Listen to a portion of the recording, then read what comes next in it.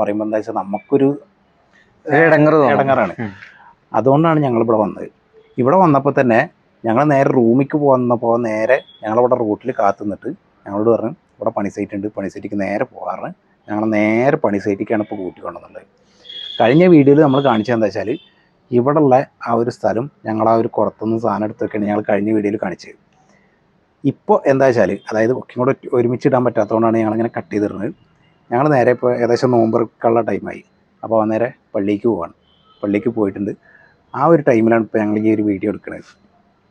ഇത് ഇനി നീട്ടി വെച്ചിട്ടുണ്ടെന്നുണ്ടെങ്കിൽ ചിലപ്പോൾ ഞങ്ങളിനി നേരെ ഇപ്പോൾ പള്ളി കഴിഞ്ഞ് വരുമ്പോഴേക്ക് ഞങ്ങൾക്ക് ഏകദേശം അത് നിങ്ങളോട് കുറച്ചൊക്കെ പറഞ്ഞു തീർക്കാമെന്ന് വിചാരിക്കുന്നുണ്ട് അല്ലേ. അതായത് സംഭവം അത്യാവശ്യം കുറച്ച് ക്രിട്ടിക്കലാണ്. ഈ സാധനം ഞങ്ങൾ എടുക്കണത് എന്താ വെച്ചാൽ ഞങ്ങളോട് തന്നെ ചെയ്യുന്ന ഒരു ചലഞ്ചാണ്.